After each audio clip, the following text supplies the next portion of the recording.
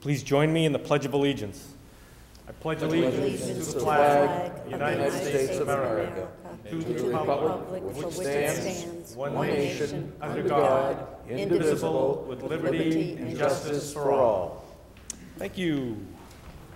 We have 24 items on this evening's agenda, and I will ask the clerk to please read agenda item number 1. Minutes of the City Council meeting, February 13th, 2023. Councilor Dumas. Thank you, Mr. President. Motion to accept and place on file. Motion made and second to accept and place on file the minutes. Any discussion on the motion? Seeing none, all those in favor? Opposed? The minutes are filed 11-0. Agenda item number 2.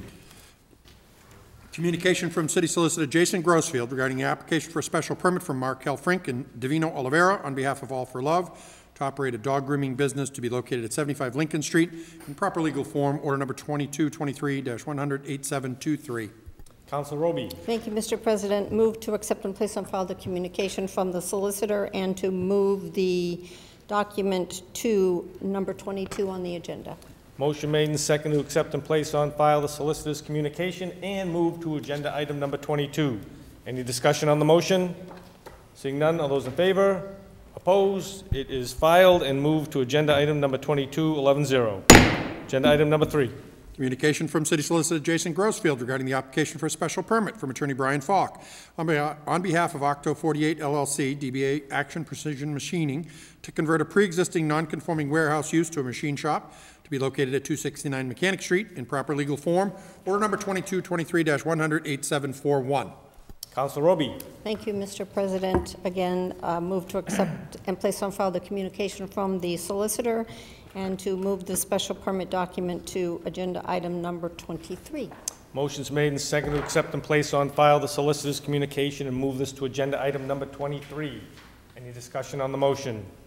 Seeing none, all those in favor? Opposed? It is approved to file the communication and move to agenda item number 23, 11-0. Agenda item number 4.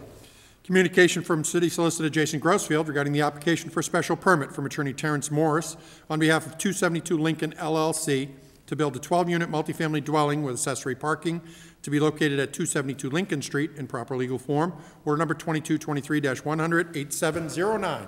Councilor Dumas.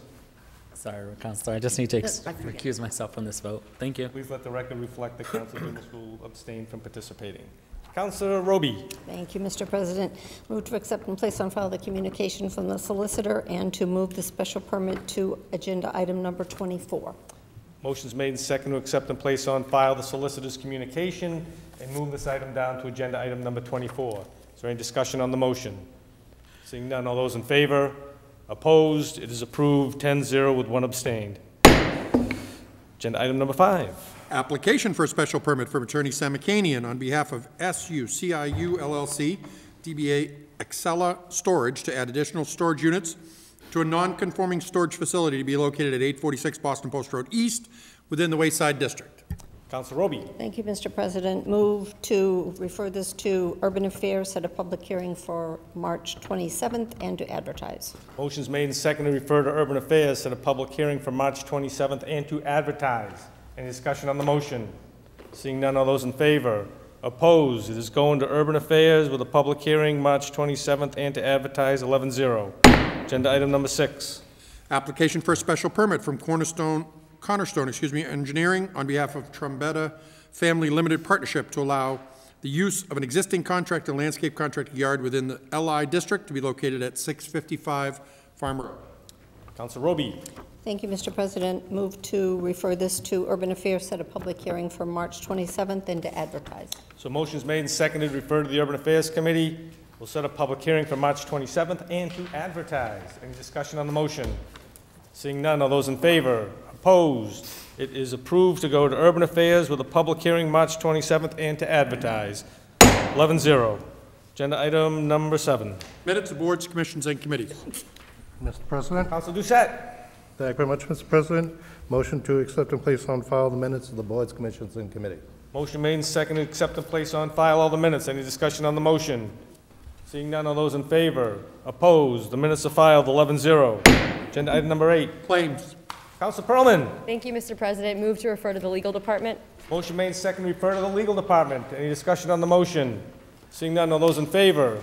Opposed? Is going to legal, 11-0. Reports of committees.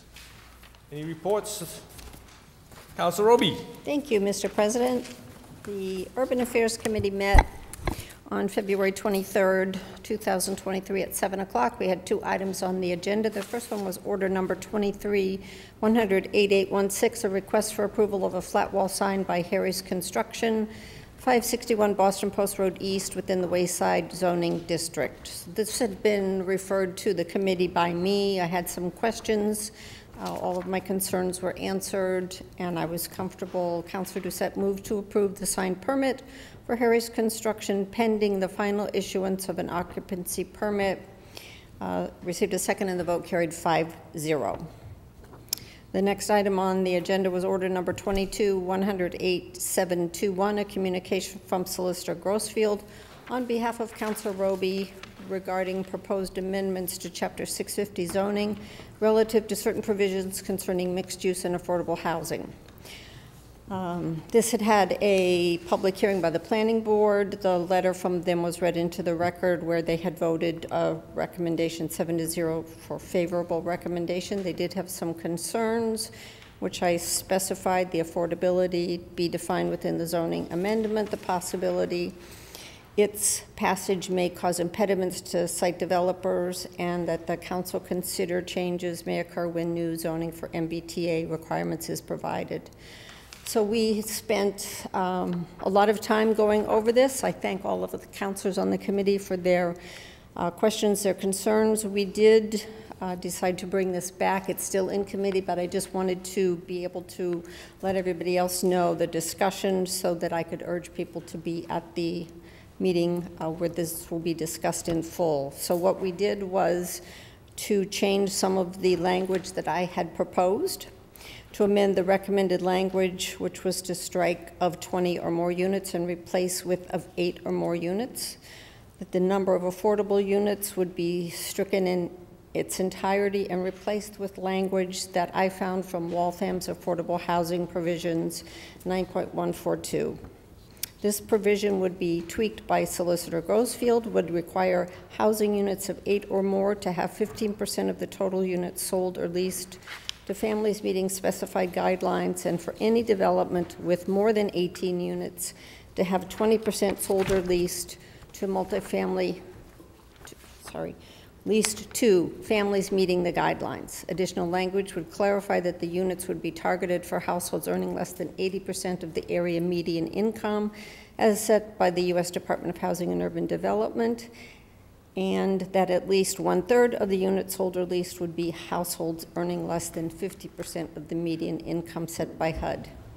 Strike A1F in its entirety, as the language from Waltham would include the provisions that these units would have affordable housing restriction run with the land in perpetuity, and to strike A3, the suggestion revision to the section until we can get clarification on retirement communities with affordable housing counting toward the city's affordable unit count. So as I said, this is still in committee. We will have language from the solicitor that should be in proper form. My hope is that the March 6th meeting, everybody will agree with it, and then we can suspend on our final meeting to meet the deadline so we don't have to start all over again with this. Thank you. Thank you, Councilor Roby. Any other reports of committees? Councilor Irish. Thank you, Mr. President. Public service announcement. Finance Committee will be meeting on March 6, 2023 at 6:30 p.m. Thank you, Mr. President. Anyone else? Hearing none. Agenda item number 9. Order number 23-100-8794, communication from Mayor Vigent with a transfer in the amount of $100,000 from PEG funds to Marlborough Cable Trust to fund the balance of the fiscal 23 budget for WMCT-TV. Recommendation of the Finance Committee is to approve. Councilor Irish. Thank you, Mr. President. Move the recommendation of committee to approve the transfer, please. Motion made and seconded to approve. Any discussion on the motion? Seeing none, all those in favor? Opposed? The transfer is approved, 11-0. Agenda item number 10. Order number 23-100-8795A, a bond request in the amount of $500,000 for the cost of sewer construction and/or reconstruction. Recommendation of the Finance Committee is to approve. Councilor Irish. Thank you, Mr. President. Move the recommendation of committee to approve the bond request, please. Motion made and seconded to approve the bond request. Is there any discussion on the motion? Seeing none, this is a bond, so it requires a roll call vote and 8 votes to pass. I'll ask the clerk to please read the roll, please. Counselor Wagner. Yes. Counselor Irish. Yes. Counselor Doucette. Yes. Counselor Pearlman. Yes. Counselor Oram. Yes. Counselor Brown. Yes. Counselor Navin. Yes. Counselor Roby. Yes. Counselor Landers. Yes. Counselor Dumas. Yes. And Counselor Ossing. Yes. 11 yeas, sir. The bond for $500,000 is approved, 11 in favor, none opposed. Agenda item number 11. Order number 23-100, 8795B, the sum of a bond request in the sum of $1 million for the cost of water construction and/or reconstruction. Recommendation of the Finance Committee is to approve. Councilor Thank Irish. you, Mr. President. Move the recommendation of committee to approve the bond request, please. Motion's been made and seconded to approve the $1 million bond request. Is there any discussion on the motion? Seeing none, again, this is a bond that requires 8 votes to pass. I will ask the clerk to call the roll, please. Counselor Oram. Yes. Counselor Doucette. Yes. Counselor Dumas. Yes. Counselor Irish. Yes. Counselor Ossing. Yes. Counselor Wagner. Yes. Counselor Roby. Yes. Counselor Landers. Yes. Counselor Pearlman. Yes. Counselor Navin. Yes. And Counselor Brown. Yes. 11 yeas, sir. The bond in the amount of $1 million is approved, 11 in favor, none opposed. Agenda item number 12. Order number 23-100, 8795C, a bond request in the amount of $8,770,000 for the cost of street and infrastructure construction, reconstruction, and/or rehabilitation. Recommendation of the Finance Committee is to approve. Councilor Irish. Thank you, Mr. President. Move the recommendation of committee to approve the bond, please. Motion made and seconded to approve the bond of $8,770,000. Is there any discussion on the motion? Seeing none, again, this is a bond, so I'll ask the clerk to please call the roll. Counselor Dumas. Yes. Counselor Navin. Yes. Counselor Brown. Yes. Counselor Ossing. Yes.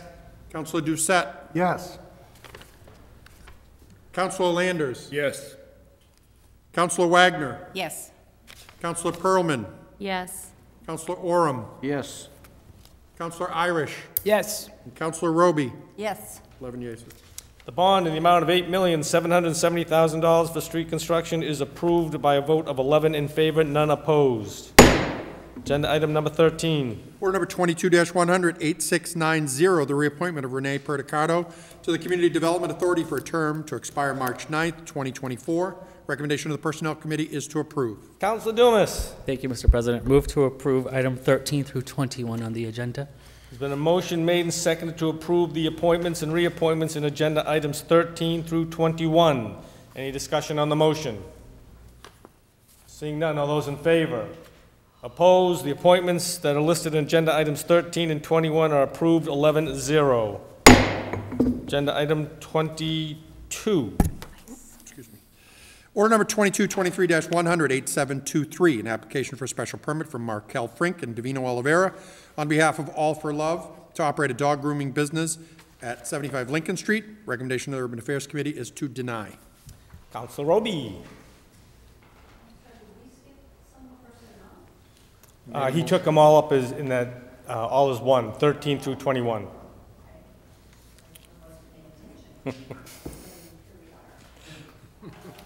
Notice that. Moving right along. I think it's fair to say that the city council feels that we make it easy for... Microphone, Katie? Is microphone on? I think it's fair to say the city council thinks it's easy. We make it easy for businesses to come to the city. Sometimes we decide that their choice of location is inappropriate, and this is one of those times when that happened. So the recommendation of the Urban Affairs Committee is to deny the special permit from Markel Frink and Davino Oliveira on behalf of All for Love to operate a dog grooming business at 75 Lincoln Street. And I move we approve the recommendation of committee. Motion's made and seconded to approve the recommendation of the committee, which is to deny the special permit. So voting in favor is to deny the special permit. Everybody good? Good. Okay, again, this is a roll call vote. A affirmative vote is to deny. I'll ask the clerk to please read the roll, please. Counselor Roby. Yes. Counselor Oram. Yes. Counselor Navin. Yes. Counselor Wagner. Yes. Counselor Brown. Yes. Counselor Landers. Yes. Counselor Ossing. Yes. Counselor Doucette. Yes. Counselor Dumas. Yes. Counselor Irish. Yes. Counselor Pearlman. Yes. 11 in favor. The motion to deny the special permit is approved. 11 in favor of the denial, 0 opposed. Agenda item 23. Order number 2223-100-8741, special permit, application from Attorney Brian Falk on behalf of Octo 48 LLC, DBA Action Precision Machining, to convert a pre-existing non-conforming warehouse use to a machine shop at 269 Mechanic Street. Recommendation to the Urban Affairs Committee is to approve. Councilor Roby. Thank you, Mr. President. I move the recommendation, which is to approve. I do have a suspension request for this one. I don't know if we take it now. You can offer an amendment to the special Yes. permit, right? Right. Yep, so you can state your amendment and, Do we need to suspend, or can I just no, move the? just part of the, All right. I offer the following amendment to City Council Order 2223-100-8741 to condition number 4 to add the following sentence to the end of the paragraph. The parking of commercial vehicles, including trucks and trailers, on the site is prohibited, except for commercial vehicles owned or used by the applicant as part of the use. Any currently parked commercial vehicles on the site shall be removed from the site prior to commencing use operations. The solicitor noted this is in proper form, and it has been reviewed and agreed to by the applicant. motion's been made and seconded to approve the amendment to condition number 4. Is there any discussion on the motion? Councilor Doucette. Thank you very much, Mr. Chair. I would just like to make a small amendment to the modification. Except for commercial vehicles owned or used by the applicant or his employees, or their employees. So basically, the people who work there can park there without any troubles. You comfortable with that, Katie? Well, I would think if we have this, then it doesn't really matter who they're owned by. They cannot be parked there. No, there's a difference, so it's a clarification of the difference between the Parking applicant of commercial and the vehicles on the employee. site is prohibited, except for those owned by the applicant. Employees wouldn't be owned by the applicant, they would be prohibited. Right, so people who work there can't park there? Correct. They can't park trucks and trailers. They can Okay. park their car. Okay. Okay, just want I to think make sure this was that's an clear. issue on the site before, the fact that this was a moving facility, and the moving vans were constantly there, they were left parked there. Right. I had this as something that I was going to bring up, and then I forgot about it, and as I walked the rail trail, I saw a trailer parked back behind the building. The light went off and said, oops, I forgot this, so I wanted to make sure that it got added to this. Okay, okay. Thank you for the clarification, then. I'm fine with the wording. Thank you. Thank you, Councilor Doucette. Councilor Wagner, you all set? Yep. Well. Councilor Dumas. Thank you, Mr. President. My concern is if I work there and I have a truck, it's automatically going to be a commercial truck regardless of what the truck is. So they can't park there being an employee. Some cars even have commercial plate. So even if I have a commercial plated car and I work there, I can't park there because it's a commercial plate. I think I know that I'm splitting hairs, but I'm concerned that if I work there and I have a commercial plate, I can't park at my job based upon this because it's so cut and dry. Well, I would think if you owned a commercial vehicle and you didn't work for this company, you shouldn't be driving your commercial vehicle to work. And so why would you own a commercial vehicle license for something besides where you worked? I just know people that have vans or some type of vehicle. It's a utility vehicle like a van and it's commercial. And that's their vehicle to drive. So if they're, like Council Landers is pointing, like that's what he drives as a commercial vehicle, regardless of whether it's a 18-wheeler or just a regular van. they can't go park there because of their specific plate. It's just food for thought. I know that there's a lot of blue collar workers that's what they do because they have side jobs or whatever, and now he or she cannot go to their 9-to-5 job at this plant and park there because they do landscaping on the side or they do other things. That's all. I just want the record to state that if you vote for this amendment, then if I have a commercial plate and I do something on the side and it's just a regular van, I can't park there as an employee. That's all. I know the solicitor isn't here, but the applicant's legal counsel is here. Could we suspend to have him see if that's a concern? I mean, to me, a truck that has commercial plates is different than a truck that has commercial plates and somebody's name, and they're putting it in the backside of the building. My understanding is the employees of this are going to park in the front because there's enough spaces for them to park there. My concern is the back of the building with stuff left overnight, and overnight for multiple overnights. Okay, well, So- the applicant's consulting. Let's finish the discussion here. Councilor Landers. I think that just the word truck does create future problems. And I am a good example of that. My Navigator, some people call it a truck, I call it an SUV, but it does have commercial plates on it. Why I have commercial plates, it would take me 15 minutes to explain to why I do. So we gotta have something, redefine the word truck, because nowadays, as Councilor Doucette mentioned, some of these trucks, these F-350s and these Ram trucks, I mean, they're big, solid trucks, and more often than not, they will have commercial plates on them. So may I suggest a clarification? The parking of commercial vehicles, including trucks and trailers, overnight, or on the site overnight. That might be a good idea, Council. It doesn't matter to me. The verbiage is just so cut and dry that you're limiting people that actually work there. That was my main concern. So again, I'll let the wording go to the solicitor if you're comfortable. I would start with the overnight parking of commercial vehicles. Right? Parking. On site is prohibited, right? Is that how Parking overnight? I don't care where we put it. I guess we could leave it up to him to decide where it goes, if that's the issue, to make sure that, Well, we need to give some direction to Yes, the clerk to put somewhere. the overnight parking of commercial vehicles, including trucks and trailers on the site, is prohibited. Does that work for your concern?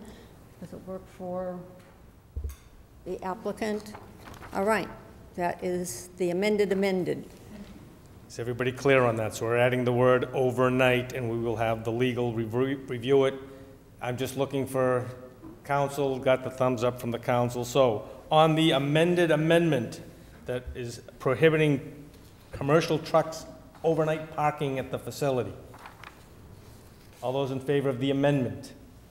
Opposed? The amendment is approved. Councilor Roby. I'll move the recommendation of committee as amended. Motion's made and seconded to approve the special permit as amended. Is there any discussion on the motion?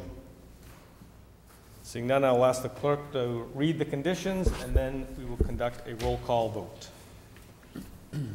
The City Council, pursuant to its authority under Massachusetts General Law, Chapter 40A, and the zoning ordinance of the City of Marlborough, hereby grants the applicant a special permit to change the pre-existing non-conforming warehouse use at the site to a manufacturing use, as shown on the plans filed, subject to the following conditions, which conditions shall be binding on the applicant, its successors, and/or assigns.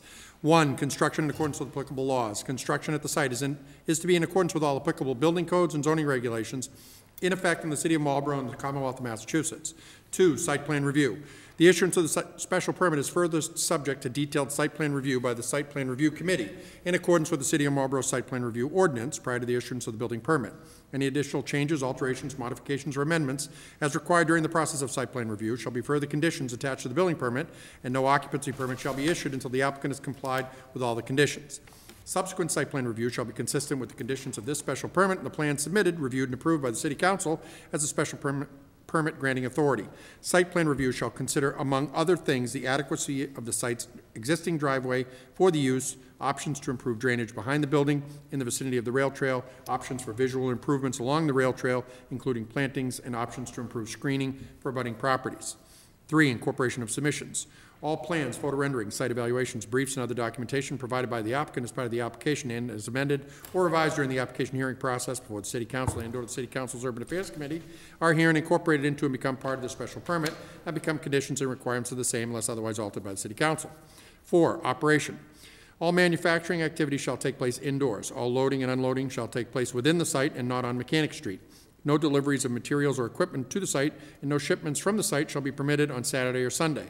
The maximum hours for manufacturing activities, excluding administrative and maintenance operations and employees arriving and leaving before and after shifts, shall be Monday through Saturday from 7 a.m. to 6 p.m. 5, lighting. Add the amended. Nope, they're not there yet. 5, lighting. Exterior lighting, oh, I'm sorry. Yes, we do, excuse me. Sorry, till 6 p.m. The overnight parking of commercial vehicles, including trucks and trailers, on the site is prohibited except for commercial vehicles owned or used by the applicant as part of the use. Any currently parked commercial vehicles on the site shall be removed from the site prior to commencing use operations.